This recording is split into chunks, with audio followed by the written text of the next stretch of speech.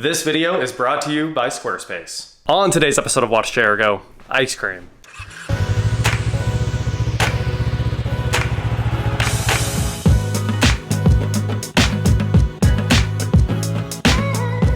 What is going on, guys? I am WatchJRGo, and today we are here with two countertop ice cream machines you've probably never seen before. In fact, these ice cream machines are so rare, the factory denied making them. So, we got a couple of these things. It's time to tell you a story about making ice cream. Well, this ice cream machine you've had for 25 years, I think now? Well, surprise. It's not the same one? It's not the same one. Oh, okay. Well, we had this ice cream machine on the counter in the basement. We had one just like it. Yeah, exactly. This is not it.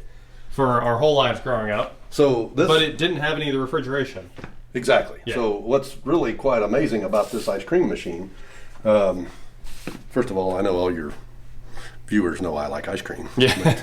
I've eaten my share. We've made some ice cream episodes. You make some ice cream episodes. So anyways, the other machine that you are thinking about, you didn't know that I bought this one. Isn't it a Dayton or something like that? No, it's a Taylor. A Taylor. So okay, yeah. it's a Taylor, just like the Taylors that have a McDonald's. Sure. And the Taylors are everywhere. You know, everybody run Taylors or some of the other competitive models. Well, anyways, when I first got the other one, your mother actually bought it at a garage sale in Arkansas City, and it came out of the Taylor drugstore in Arkansas City, and it sat on the counter, and the belt drive compressor was in the basement. Okay, so she bought it for a few dollars, and because nobody wanted the thing because it was just a boat anchor. She brings it home, and I'm thinking, yeah, I want that. So I called Taylor and found the model number and said, hey, Taylor, do you have any information on this ice cream machine? And they said, we didn't make that ice cream machine. And I said, well, it's got your name on it, and the name, you can see the name. Yeah, it's even stamped on like the nameplate and stuff. Well, here. That's a GE. Here's the cover.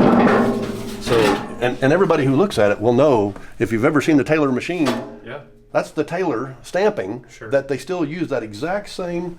Look at that cover. Yeah, and it's even got it on the rear. There's no dents or anything. I mean, it's just absolutely amazing. Well, let me tell you the story about this one. Yeah. So first I'll finish the other one. So your mother buys it. I call Taylor. I give them the numbers off this plate. They said, we didn't make it. And I said, well, okay, that's fine. You didn't make it. About a week later, they called me back and said, we made a mistake. We did make that ice cream machine. We were talking to somebody in our shop who remembers that we made these little countertop machines and in the 40s, and we'd like to have it. Oh.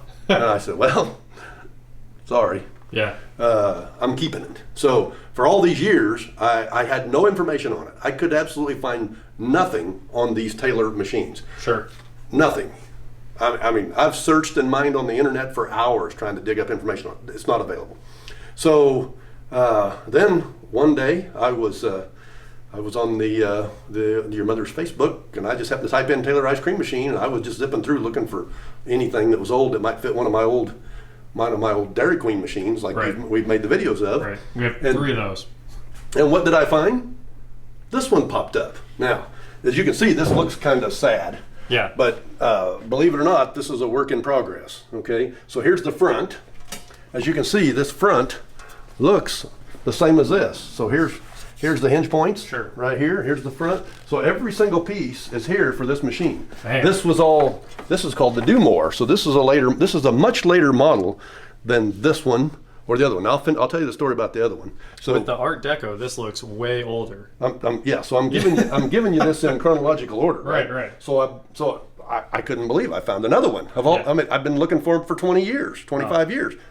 This popped up on Facebook. Yeah. So I called the guy. Now I've taken it all apart. Is this cast? This is just aluminum. It's all supposed to be shiny like that, right? Yeah. So this has been preliminarily shined. Yep. This was all rough and looked like that. Sure. So we've just done a preliminary shine on it. I'm getting ready. I'll buff that down to where that'll shine like chrome. Yeah. When we're done. This is stainless. Sure. But then this will get the same treatment, right? You got to be very careful that you don't roll these edges or anything like that, you know. So I've got a buffer that I'll buff this all down with, and that'll be cleaned up. So anyways, I take this apart.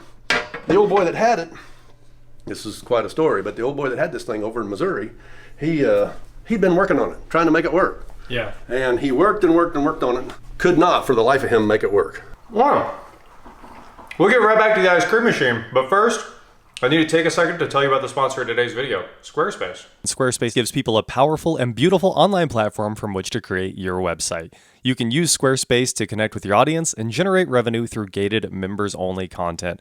Manage your members, send emails, and leverage audience insights all in one easy-to-use platform. You can also use Squarespace to create a community. They have powerful blogging tools, and Squarespace extensions will even let you manage inventory, promote products, and streamline your bookkeeping.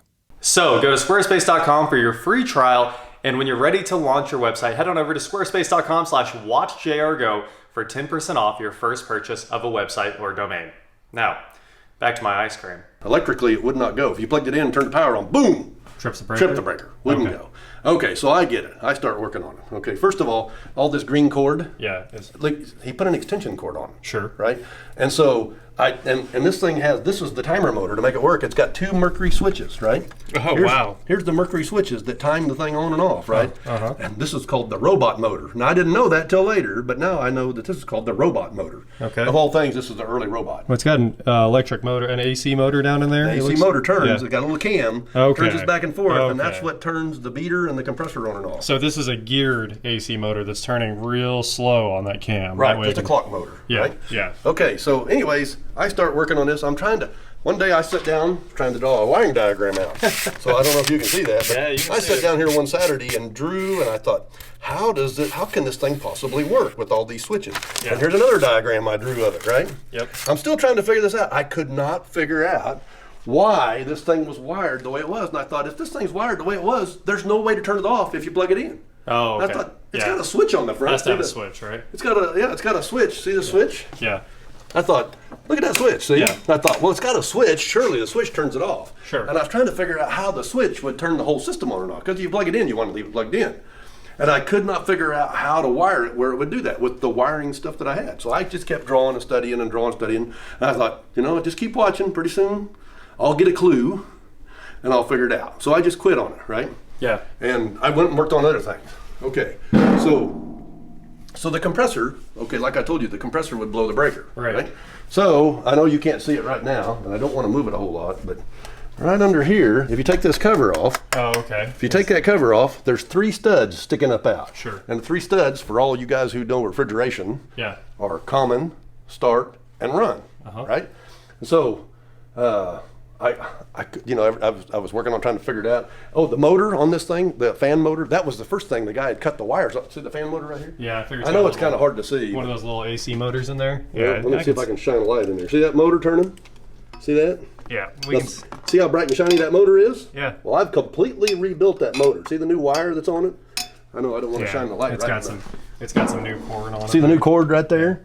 I put that new cord on there. Well, to get that motor apart, I had to drill holes in the back of the motor. Okay. And take a punch and go around and punch the windings out to get to the bad wiring, because the wiring was that old, just rubber. You could squeeze the cord in your fingers, and the rubber turns to dust. Right. Right. So it was old. So I put a new cord on it, but it has a 3-wire motor. So I look up the part number because it's a GE part number. I said, can you find a wiring diagram for this part number? Because I didn't know how to reconnect the wiring back to here because he'd cut it off.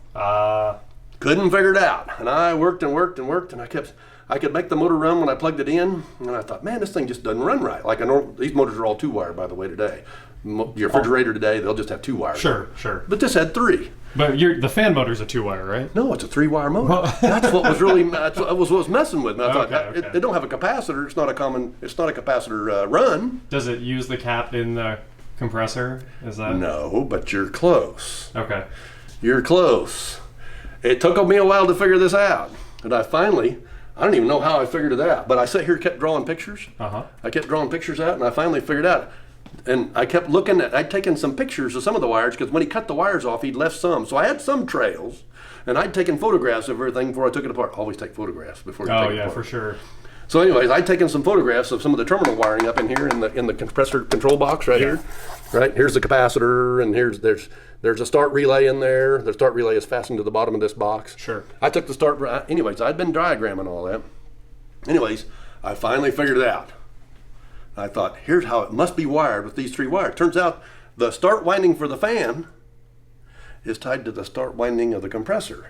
Okay. So this is a 120 volt unit, but when the compressor starts, the start winding will put out about 175 volts while it's running, Well, that 175 volts goes back into the fan motor and makes the fan motor take off. It's like, blew my mind. I had never seen anything. I mean, I'm sure it was common in the 40s. Right. But this was before my time. For it now with high efficiency motors. So I finally got that all figured out, turned it on, hooked it up, and boom, blew the breaker, right?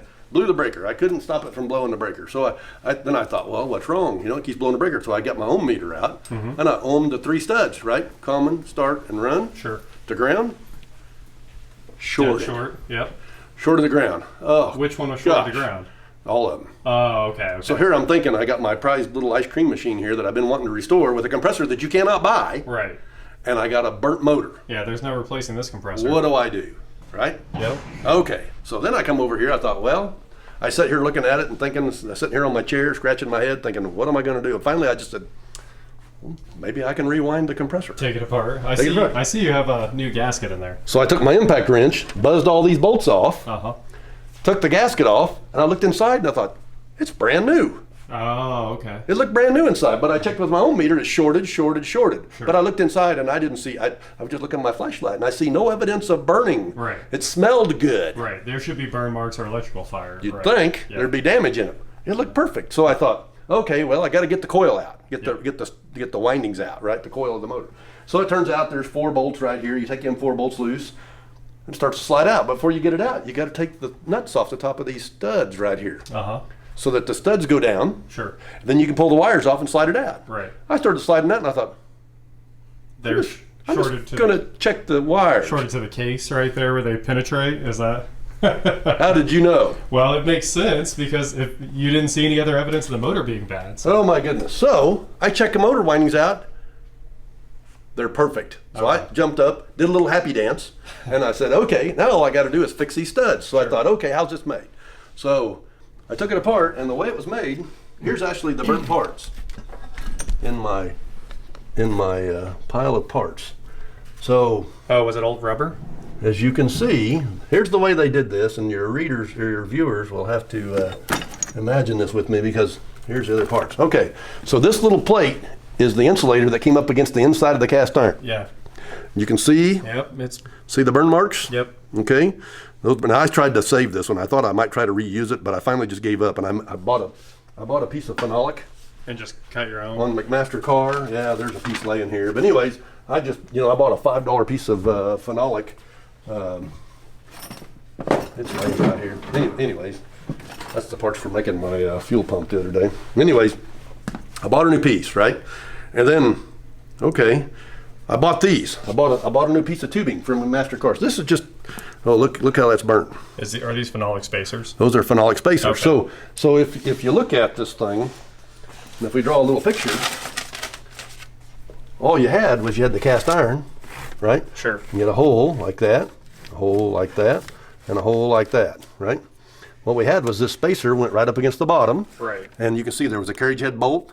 The wire was a forked wire off the winding stuck over the carriage head bolt, which went through here. That went through there. And then spacers were... 2 spacers and a piece of rubber. And then on top was a washer. And when you tightened all this down, it squeezed that. Okay, so there's the seal for the R12. This is an R12 unit. Yeah, sure. So I'm thinking, this must be some special stuff. It's R12. Turns out it's not special stuff. Well, I didn't know that, but I did ever get a research. I called everybody I knew. I said, what kind of material do I need to use that will work in R12 this is monochloro-difluoromethane. That's what R12 is. Anyways, I said, what kind of rubber can I put in there that won't be dissolved or let R12 leak past it? That's what I didn't want, right? Right. I called everybody. Nobody could tell me anything. Then I called Carlos down at a compressor manufacturer who I know from in the old days when I was doing refrigeration for a living.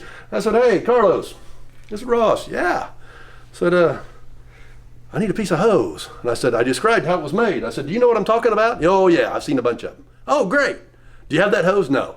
I said, well, what kind of hose is it? He said, does it look like windshield wiper hose? Oh. And I said, well, yeah, it looks exactly like windshield wiper hose. And he said, well, that's what it is.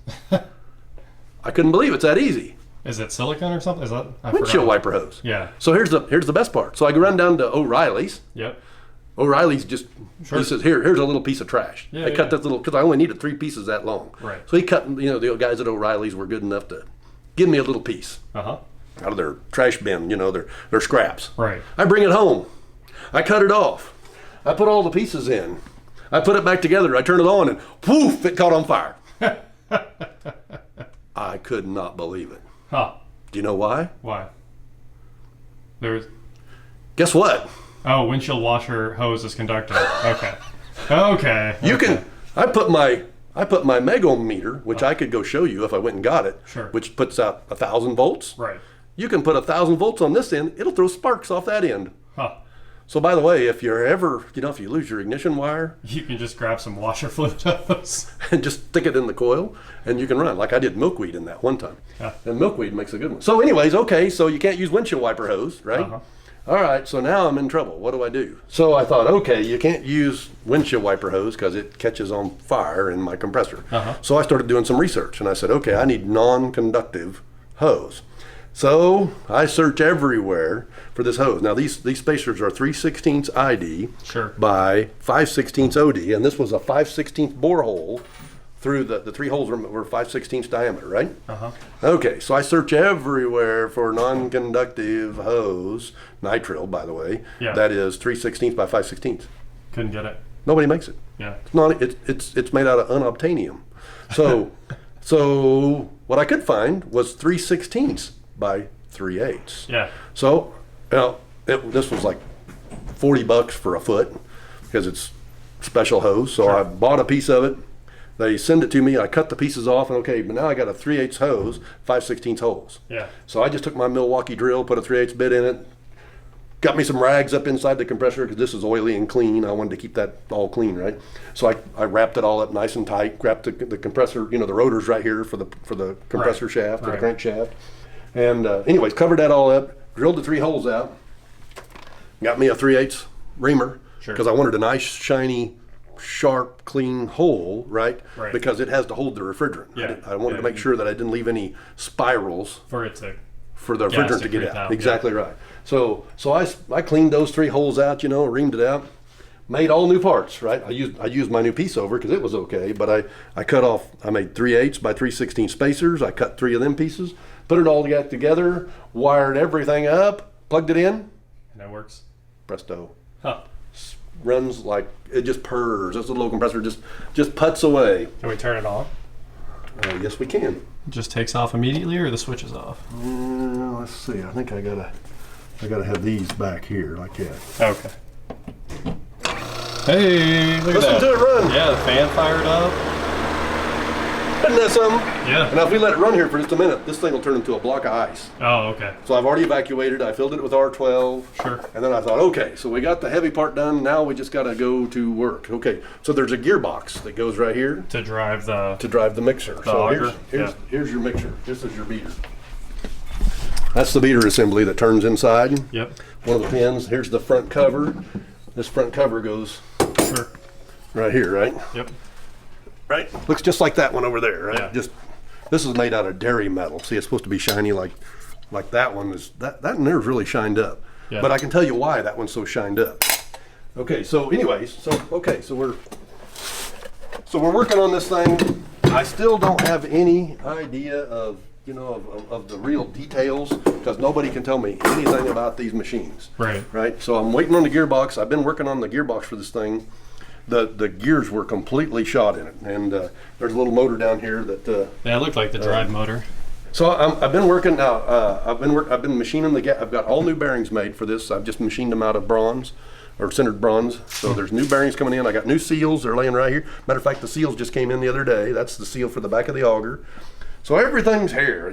I just got to put all these pieces back together, and we're slowly working on it as I get time. Okay, so I'm sitting here working on this one, right? Right. And I happen to be, I don't know how this is happening, but I happened to be on Facebook again one night, and I just typed in Taylor ice cream machine. Sure. Pops up on Marketplace. This one comes up, and I couldn't believe it. Now it's the 3rd one. Yeah. Okay, and this was down in Oklahoma City. Oh, so okay. I called the guy, sent him a note, and said, hey, tell me about your machine. This is what's unbelievable. This machine was bought brand new in 1948. Uh-huh. I have the invoice where the meat market bought it brand new. It was shipped to them. It was a locker, right? Sure. A locker where they actually processed meat, like for deer and cattle and local. Small locker in 1948, which there was all kinds of them all over the U.S. Right, little guys that process your meat. They thought they'd get into the ice cream business, so they bought this. And then they didn't get into the ice cream business. And they put it at an estate sale. And this machine, from here up, was still sitting in the original shipping crate. Oh, wow. From Taylor. Yeah. It had all the books in it, which had the magic wiring diagram. Oh. And when I looked at the wiring diagram, I said, hey, look, when you plug it in, it always runs. So it confirmed what I'd figured out, that when you plug it in, it always runs. Yeah. Okay, so this had all the wiring. Not only that, it had the books for every one of the machines I have. Plus the operating manuals, plus the sales literature, how you sell ice cream and everything. Yeah. Anyways, the guy bought this thing, and he had a little restaurant, and he hired a guy to take this. So this is a little R12 compressor off of a little cooler that he had that he took off and put on it. So anyways, it didn't work anymore. So the guy put it up for sale. Well, I found out it had some leaks. And whoever, he hired a guy to put it together, and I'm going to replace this copper. Matter of fact, I just got the copper out Sunday when I was out in my shop. I'm going to put a new line on, put the proper components in here, hook everything back up, and then this is the exact same. This gearbox is the exact. It's identical. Gearbox, yeah. It's the identical. Now the gearbox for that one is out here on the lathe. Yeah. But we took this gearbox. Now this thing has only been ran just a little bit, right? It's brand new. Sure. So, but I said the oil in it's probably never been changed. Right. Right. So I had the guys take it out in the shop and turn very carefully with a forklift, turn this thing upside down, and pour all the oil out. The drain's over here. Pour all the oil out, and then fill it fresh with a mobile gear lube. So it's got a nice new gear lube in it. We've oiled the motor. And, to look inside, all you do is open this little door right here, pull the pins off. This is how you clean it every day, right? Yeah. That slides open like that, and you pull that out. Now, you can see this is a bigger one than that one. Yeah, it's got a much bigger. Right? Look at that chamber. thing. It's brand new inside. Yeah. Right? So this machine is going to be a nice little machine. So I'm kind of ice cream poor right now, or ice cream machine poor. But you just go down to Walmart. Yeah. Buy the ice cream mix, the gallon mix, pour in a gallon, let this thing run, and then you pull this open. And this doesn't make soft serve like you get out of our other machine. Yeah. This makes more of a milkshake. So you fill your container with the milkshake, and then you freeze it, and it goes to your hardening area. Sure. So most of these things sit on a person's counter. They'd make a small batch of some special flavor, put it in a container, and then drop it in a freezer where it would get super hard, and then dip it back out. And it's called, it used to be called hand-packed ice cream. Well, there you go. The 3 of the rarest Taylor ice cream machines in the world. I think. I don't know. I've never seen another one. Since they deny making them. Yeah, this one even came with the little. See that little thing? Oh, okay. That goes right there. Cool. And this is a different version of it. Yeah. It goes on this one. Yeah. Over there. So I've got both of these. The one that we bought from Taylor Drugs down in Arch City has a whole tray. It's this tray's here, just like this one. But I was missing these. I didn't know what they look like. But we can duplicate that now that we know what they look like. Sure.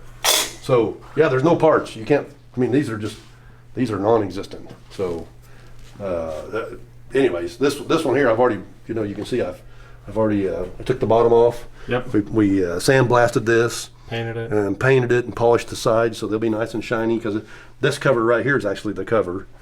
That cover right there. Oh, okay. It goes over the top. And then those just... And then it's got these nice little side pieces right here that drop in right there like that. And they sit right there just like that. That looks cool. So anyways, those will be coming on, so maybe we can, one of these days we'll be making ice cream with all of them. And so originally these were belt drive. In other words, they had belt drive compressors. So it had a compressor that was somewhere mounted remote to this unit. Just these two. Just this one. 2 of those bottles. And the one over at the house. Yeah, exactly. This is a much newer one, right? The compressor's actually in it. Yeah. That's an old GE 2-cylinder compressor. Yeah. Right. But this is probably from the early 50s. Uh-huh. Maybe 51 or 52. And these are back in the early 40s. Sure. And so, like I say, these had belt drive compressors on them. So it'd have a compressor, look like an air compressor, a little pot, if you will, a little compressor, right. Single cylinder or 2-cylinder, and probably had a Brunner on it, or a Tecumseh or something like that. And so I've been looking for a belt drive compressor for a long time. so that I could put these back as they originally were. Now, I'm going to leave this like this because we can use it here in the office to make ice cream. It's pretty cute. I just need to make stainless steel panels that wrap around here and cover this up, and it'll look presentable, as a machine. Put some fins in the back, the little punch-out fins. I just leave the back open. Is this your power switch? That's the on-off switch. Okay. But anyways, I was looking for them belt drives, and I haven't been able to find them. Well, I was looking on eBay one day, and I just kept, once in a while, every time I'd go into eBay, I'd type in Brunner compressor. And once in a while, I'd see one. And I'd talk to somebody I wasn't really excited about. And then one day, 2 of them popped up. 2 Brunners sitting on their original bases. Had the receivers underneath them for the refrigerant, had the condenser on the front, had a fan blade on the motor. And of course, there's a fan blade, the compressor wheel, like an air compressor, has the cast iron blades cast into it. Right, on the pulley. Belts were in place. These things were complete. I got excited, right? Yeah. So I looked, they're 3rd horsepower. Well, after I got this one, and I got the documentation for this one, I knew that they were 3rd horsepower compressors. Guess what? These were 3rd horse. So I called the guy, made him a deal. And one of our employees was going out to Denver. And I said, hey, would you go out there and pick up these compressors on your way to where you're going to see your kids? He said, sure. He goes out and gets them. He meets the guy in a parking lot and follows him out in the country. They go on and on and on, way out in the country, somewhere out not far from Golden, I think.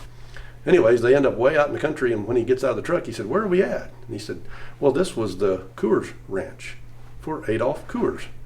And he said, one of the Coors lives right over there in that house, or that was their house or something right over there. Huh. And so they go in, and turns out these 2 compressors that were in there were originally the walk-in refrigerator and the walk-in freezer compressors for Coors. And he took them out and remodeled all the space. And of course, who wants that stuff today? They're old antique. You can't find anybody who can work on that stuff. Right. And it's a nightmare to keep it running. You actually have to maintenance them. You have to put refrigerant in them all the time. You have to maintenance. Who wants that stuff, right? Right. Except us. But anyways, it's just something for us to play with. So anyways, he brings them back and tells me that story. So I think when we get done, we'll have the compressors from Adolph Coors running. The ice cream machine? Running an ice cream machine. I'm gonna take the windings off, make it turn the motor into a belt pulley. Sure. And then run that off of well, you'll see. We're going to build a nice big contraption that's got lots of moving parts. So anyways, that's where we're at. More to come. Well, there you go. 2 of the rarest ice cream machines in the world. And this one runs again, and this one will be, well, I mean, honestly, it runs too. So I don't know how rare they are since I have 3 of them. Right. Well, I think you have the complete collection, and, and that's all of them. That's all of them. If somebody has one, please let me know. Yeah, let us know in the comments below if you've got a 40s, 50s countertop Taylor. That is it for today, guys. Thank you so much for watching. Don't forget to head on over to shop.watchjrgo.com for cool shirts just like this one. And please like, share, subscribe, do whatever you want to do. And I'll talk to you next time.